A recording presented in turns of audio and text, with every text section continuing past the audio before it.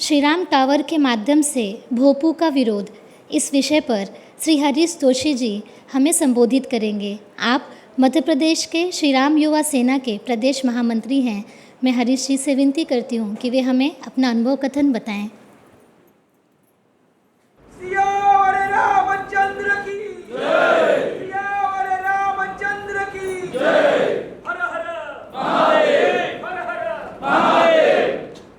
आदरणीय सम्मान पर मंच विराजे सभी अतिथियों को नमन और सामने विराजे सभी गुरुजी को प्रणाम। हम सब जो यहाँ आए हैं, हिंदू राष्ट्र अधिवेशन यानी पूरे राष्ट्र को हिंदू बनाने के संकल्प से हम लोग यहाँ आए हैं और यह संकल्प एक कदम और आगे बढ़ा और पूरे विश्व को हिंदू राष्ट्र बनाना है। हमें उन सोए हुए हिंदुओं को जगाना है जो कि सिर्फ सोने का नाटक करते हैं। अगर कोई व्यक्ति अगर सोया है तो एक स्वाभाविक सी बात है, मैं उसको जगा दूंगा, लेकिन जो सोने का नाटक करता है क्या उसे जगाया जा सकता है?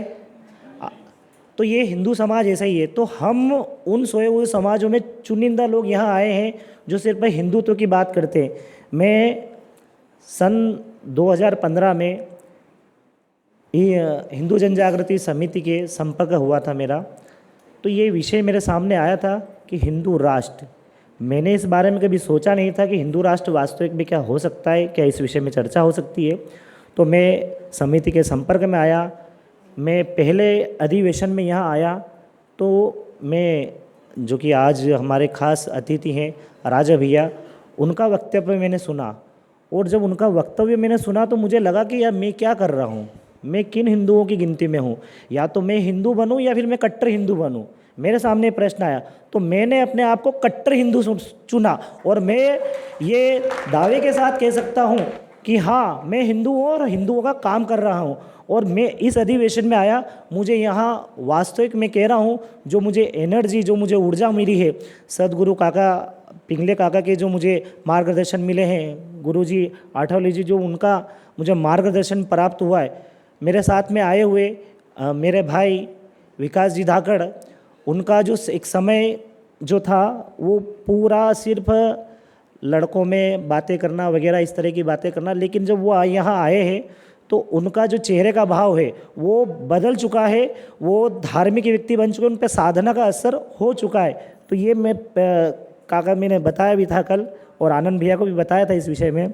मैं इस विषय को आगे बढ़ाते हुए अपनी बात रखता हूँ।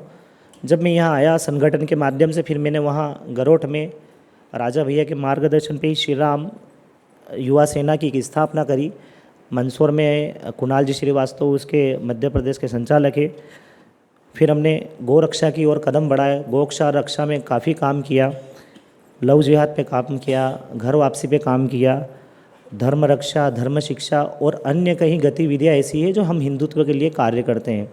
लेकिन हमारे ऊपर इन सभी गतिविधियों को लेके कि इन लोगों को कैसे टारगेट किया जाए, इन लोगों को कैसे फंसाया जाए, इन पे कैसे केस डाले जाए। तो सन 2017 की एक घटना है।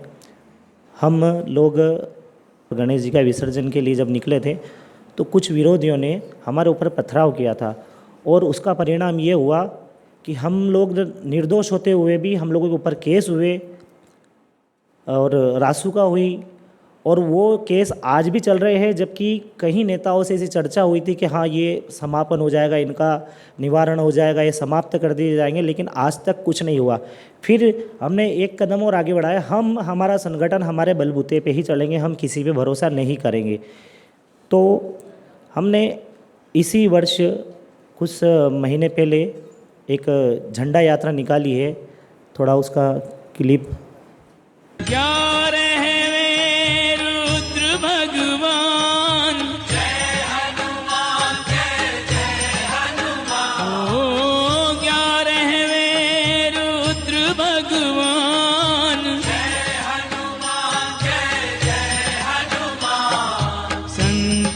मोचन कृपा निधान, जय हनुमान जय जय हनुमान। ये कुछ क्लिप है, समय न होने के कारण संक्षिप्त में है। ये सिर्फ 5 लोगों ने हम निश्चय किया था कि हम लोगों को झंडा निकालना है, बजरंगबली का नाम लेके इस झंडे को पूरे नगर में घुमाना है, कहीं गरीब बस्तियों में जाना है। लेकिन कहीं बुद्धिमान जीवी भी आए कि नहीं, इसको थोड़े से कम में करो, इतना बड़ा नगर क्या क्या घूम के क्या काम है। तो हमारा संकल्प पक्का था कि हमें निकालना है। तो हमने पूरे नगर में उन बस्तियों में भी गए जहाँ कोई जाना नहीं चाहता है।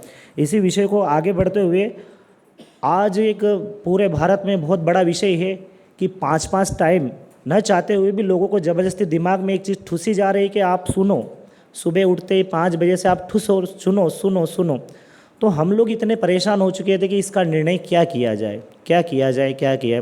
मंदिर पे कुछ लाउड स्पीकर लगे हुए थे, लेकिन उन लाउड स्पीकर को भी आवाज़ कम थी, बहुत धीमी थी। तो मैं अभी कुछ समय पहले जो यहाँ वक्तव्य देने आए थे, उन्होंने एक बात कही थी कि अगर यदि मैंने एक बोर्ड पे एक लाइन खींची है तो उस लाइन को बिना साफ़ किए, बिना छुए इस लाइन को छोटी करना है। हमें सीधा से एक उदाहरण, हमें अपनी लाइन बड़ी कर दो, वो ऑटोमेटिक छोटी हो जाएगी। तो हमने भी यही निर्णय किया कि हम इस कदम को आगे कैसे बढ़ाया जाए। जो हम भजन सुनते हैं उन भजनों को कैसे पूरे नगर में सुनाया जाए। तो हमने हमारे एक में देखो, जिनका जो हिंदुत्व के लिए कार्य करता है, जैसे हमने एक नारा दिया है, यहाँ पे एक नारा लगा है, जो हिंदुत्व के लिए काम करेगा वही देश में नाम करेगा। तो मेरा वही हुआ कि जो हिंदू हित की बात करेगा, जो हिंदू हित के लिए कार्य करेगा, हम उसके लिए काम करेंगे। हमारा सनातन धर्म भी उसके लिए काम करेगा क्योंकि वो हिंदुत्व के लिए कार्य कर रहा है। तो मैं उनका नाम बड़े गर्व से कहूँगा। हमारे बीच में नगर के अध्यक्ष जी हैं जो राजेश जी सेठिया, उन्होंने की एक कल्पना थी कि यार ये जो घर घर तक एक आवाज़ ज़बरदस्ती की पहुँच रही, इसका निर्णय क्या किया जाए। तो उन्होंने एक सोचा था कि एक ऐसा टावर निर्माण किया जाए। तो उन्होंने हम लोगों के माध्यम से, श्री राम युवा सेना के माध्यम से गरोठ में 65 फीट ऊंचा लंबा टावर खड़ा किया, जिस पे समथिंग 25 से 30 भोंगरे लगाए गए, हार्न लगाए गए। और उस 65 फीट ऊंचे टावर से सुबह और शाम हनुमान चालीसा चलाई जाती है। मैं ज़रा सा कहूँगा दादा को सुना।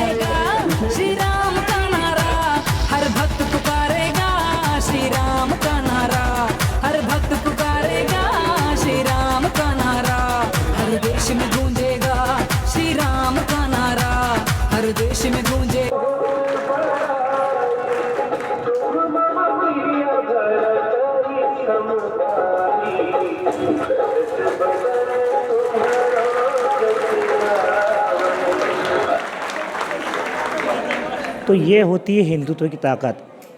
हमारे सामने जो विषय आए थे कि प्रशासन, कानून हमें क्या कहेगा, लोग हमें क्या, तो हमें बिना दबाव से, बिना किसी को जैसे यानी कार्य बना, अगर हमने संकल्प लिया कि हमें यह कार्य करना है, तो हमने कुछ चुनिंदा लोग ही लिए और इस पर कार्य किया और उस कार्य को धरातल पे करके लिखा है। और ये होती है हिंदुत्व की ताकत।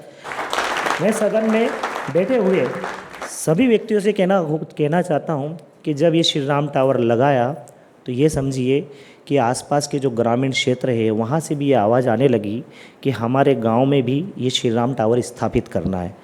और एक पास के ही हमारे गांव के जो सरपंच साहब हैं, उन्होंने ये कहा कि मैं इस टावर को 1 महीने में मेरे गांव में स्थापित करके दिखाऊंगा। और आसपास क्षेत्र जैसे शामगढ़, सुहासरा, सीतामू, भानपुरा, भेसोदा, ऐसे कई गांव है जहां से हमें फ़ोन आने लगे कि आपने ये सब किया कैसे, हुआ कैसे, हमें भी कुछ बताओ। तो इसके बारे में उनसे चर्चा हुई तो उन्होंने भी ये संकल्प किया कि हम भी इसको स्थापित करके दिखाएंगे। तो मैं यहाँ हर राज्य से आए हुए, हर व्यक्ति से कहना चाहूँगा कि हम भी अपनी आवाज़ ऊंची करना सीखें। कब तक 5-5 समय हम सुनेंगे? हम भी तो उन्हें सुनाएं कि हम भी कुछ हैं। जय शिवाजी। हमने धर्म के काम पे जब हम कर रहे हैं तो कई सारी चीज़ें आएगी, अड़चने आएगी, बहुत लोग आपको भी दबाएंगे, कई सारी चीज़ों की। लेकिन अभी राजा भैया ने जो यहाँ से बोला है कि बिना सोचे समझे अगर धर्म के काम में अगर भिड़ जाओगे, साधना करते जाओगे, तो अपने आप अंदर से ताकत मिलती जाएगी। उस परम पिता का मार्गदर्शन हमें मिलता जाएगा, हमें सारी राह दिखती जाएगी। हमने ऐसा काम और भी आगे किया जो कि हमारे त्यौहार भी फीके हो चुके थे। होली लोग डरने लगे थे, अरे कलर मत लगाओ, ख़राब हो जाएंगे कपड़े, मुंह ख़राब हो जाएगा, बाल ख़राब हो जाएंगे। तो हमने इस साल जो होली का त्यौहार मनाया है और जो गेर निकाली है, हमने हमारे त्योहारों को जीवित किया है।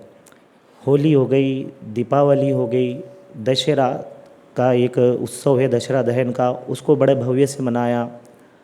फिर नवरात्रि भी वैसे हर साल हमारे नगर में बड़े अच्छे तरीके से मनाते, लेकिन कुछ और नई समितियाँ जो इसके लिए अग्रसर हुई उनका हमने साथ में रह के उनको किया। साथ में जो गणेश जी उत्सव है वो भी उस विषय में भी कार्य किया। और इन्हीं सब चीज़ों को आगे करते हुए जो छोटी छोटी समितियां हैं हमारे गांव में, हमारे आसपास क्षेत्र में, हमें बहुत ऐसी समिति मिल जाएगी, छोटे छोटे बच्चे जो कि धर्म का काम करते हैं। लेकिन क्या होता है कि उन्हें घर वाले कहीं कहीं रोकते कि अरे क्या आप क्या कर रहे हो, तो हमने उनको साथ में लिया और श्री राम युवा सेना का इतना बड़ा निर्माण किया है कि आसपास क्षेत्र में भी लोग कहने लगे कि यार ये श्री राम युवा सेना हमारे गांव में भी बनानी है, हमें धर्म के लिए काम करना है, हमें आगे बढ़ना है। तो वो भी अब इस काम को आगे लेके करने लगे हैं। मैं यही कहना चाहूँगा, आप सभी बुद्धिजीवी लोग हैं, परमात्मा के चुने हुए वो व्यक्ति हैं जो धर्म के लिए सोचते हैं। बिना पैसे और बिना कुछ लिए आप यहाँ उपस्थित हुए हो, इसके लिए बहुत बहुत धन्यवाद। मैं सदगुरु काका से यही कहना चाहूँगा कि जब भी अगर मैं अपनी राह से भटकूँ और अपने मार्गदर्शन से, आपके मार्गदर्शन दिए हुए अगर मैं वहीं कहीं भूल जाऊँ, तो परमात्मा से मेरा यही कहना कि परमात्मा मुझे इतना कुछ दे कि मैं कभी भटकूँ नहीं, मैं कभी भूलूँ नहीं और अपने कार्य को आगे चलता जाऊँ। क्योंकि पिछले साल ही मेरे छोटे वाले भाई पे आत्मघाती हमला भी हुआ था। परमात्मा की कृपा से वो साधना में लीन था, क्योंकि साधना करता ही था, तो वो कहीं ना कहीं चमत्कार हुआ, क्योंकि सिर पे वार हुआ था। तो सिर से यानी ये मान लीजिए थोड़ा सा बचा, तो हम लोग इसका देख सकते हैं, मेरे ऊपर भी कई बार हुए आत्मघाती हमले। तो ये परमात्मा का ही चमत्कार है कि मैं आज अगर आप लोगों के सामने खड़ा हूँ तो कहीं ना कहीं वो परमात्मा की देन है, उस ईश्वर की देन है। और ये अंदर से एक आत्मा मुझे भी आवाज़ देती है कि अगर मैं कहीं गलत कार्य करता हूँ तो मेरा हाथ जहाँ कहीं जाता है, मेरा ध्यान कहीं जाता है, तो परमात्मा के निर्देश मुझे प्राप्त हुए कि नहीं, आप गलत कर रहे हो, आप गलत लोगों का साथ दे रहे हो, आप धर्म के कहीं ना कहीं हानि पहुँचा रहे हो।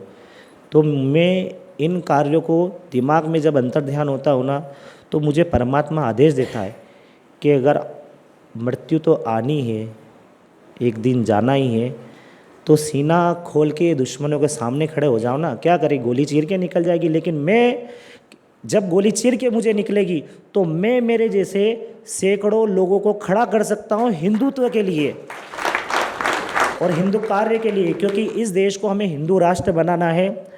मैं हिंदू जन जागृति समिति से यही कहना चाहूँगा कि ये समिति जिस तरह से काम कर रही है, आप देखिए यहाँ पे प्रशंसा ही कहीं हम दुखों का कारण होता है, लेकिन जो सत्य है वो मुझे कहना पड़ेगा, क्योंकि सत्य छुपाए न छुपे। जैसे कल दीदी ने भी बोला था कि हमेशा झूठ को ही चादर ओढ़ाई जाती है, तो सत्य किसी से छुपता नहीं है। तो हमारा सनातन धर्म पूरे विश्व में जो आज गुणगान गाया जा रहा है, बहुत बड़ी बात है। इसी को आगे बढ़ाते हुए मैं अपनी वाणी को विराम दूंगा। जय जय श्री राम। जय तू जय तू जय तू जय तू जय तू जय तू धर्म की अधर्म का प्राणियों में विश्व का जय जय श्री राम।